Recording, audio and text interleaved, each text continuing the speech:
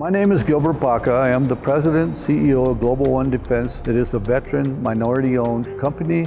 We primarily focus on servicing military, corporations, casinos, schools, churches. The whole focus is to keep people safe and do what we can to introduce the threats that are now facing so many Americans in the United States today.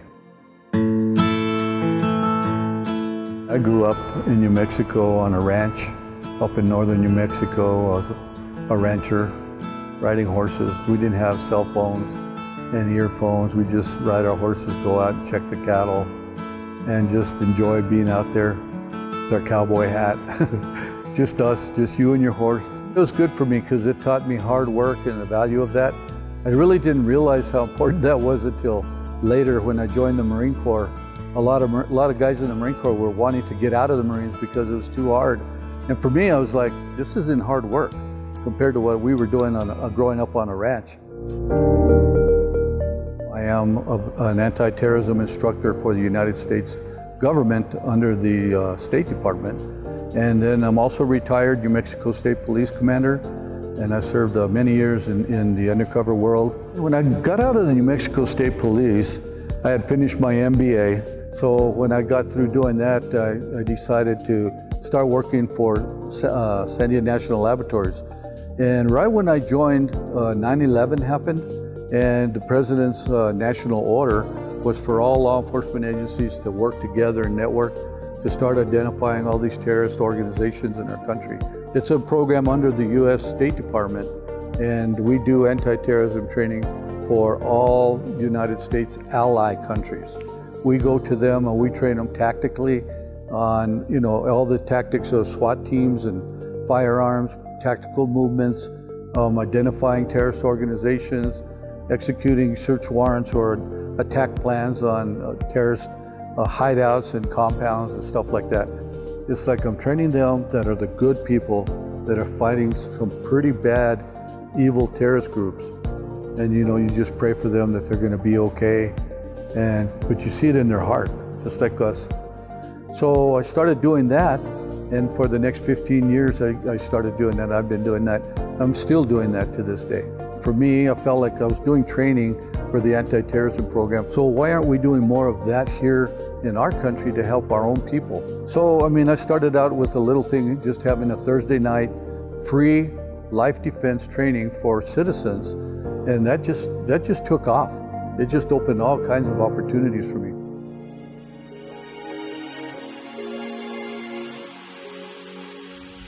The active shooter survival training we started back in 2008. We were actually criticized by police officers who would tell me, you're scaring people by doing that. Now you jump forward to 2022, and we can't even keep up with the requests for our active shooter training. It's such a big thing. And so we do reenactments. It's all reality-based training, and we use real AR-15s with Hollywood rounds. They're crimped at the end of the bullet, so it replicates the sound of a real AR-15 or a 45 caliber pistol, or whatever we're using. So that way when people hear it, they know and they respond to it knowing that there's really a problem. This is a real shooter. Bang, bang, bang, bang! We do a simulated attack at the beginning, and they all sit there, really not knowing what to do. By the end of the day, they're scattering, they're positioning, they're securing, they're calling 911. They're preparing themselves to fight and what they have to do to survive. Should an active shooter be trying to force their way into wherever they are, they get training on what to do with people that have been shot or injured, and then the very basics of first aid, how to use a tourniquet and how to pack a wound to stop the bleeding. In addition to the active shooter survival training that I explained in detail, we also do home invasion survival training. We do close quarter tactics. And the final part of that is that we go out to the cars and we train them how to prevent carjacking or attacks in the car. So it's a very, very good training. And everybody at the end will get a certificate of completion, and they also get a group picture just for memories of what they've been through. We also do vulnerability assessments, which is a big thing for us. A vulnerability threat assessment is that of a big building, and we assess the whole building of where your cameras are, where should they be replaced, what kind of doors do you have, what kind of locks do you have, what is your weakest points of entry, and then on top of that, we add to it an ERP, an emergency response plan. So the emergency response plan actually documents how to respond, your employees, how to respond to every type of incident, whether it's a fire, an active shooter, and that emergency response plan, along with the vulnerability assessment, are great things for them to present to their insurance. And it really helps them and protects them liability-wise too, because if there's an active shooter in a building and people get killed, it's guaranteed there's going to be lawsuits. And you don't want to go into court as the director and be on the stand and say, well, did you have a plan? Did you have a training? And you say, no, we didn't have one. And I think that just makes you more vulnerable. At least this way, you hired us to do it. It's a document that's very sensitive, and it makes them more protected. And so should that time ever come, we pray it doesn't, but if it does, and they go to court, they go, yes, we do. This is our plan. I mean, how can you argue with that versus you don't have anything?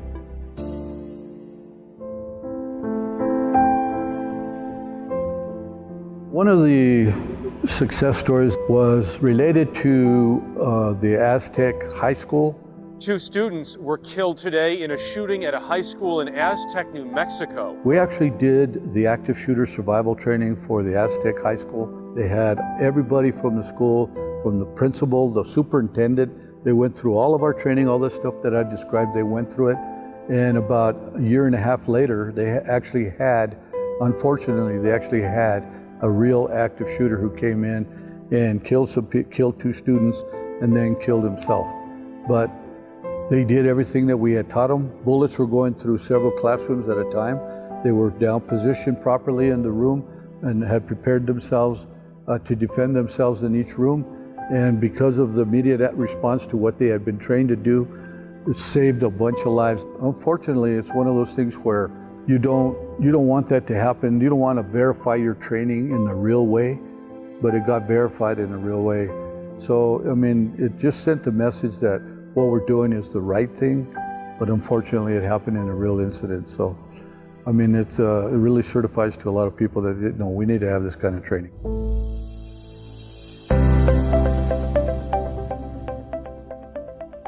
The work that I've done for the Navajo Nation has really been a huge blessing. Talk about some wonderful people to train.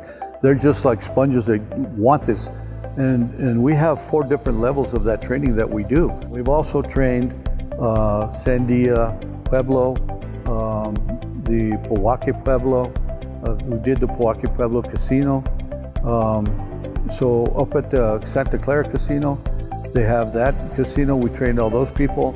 So our relationship with the Native Americans has been a fantastic one, and I just hope it just continues to grow.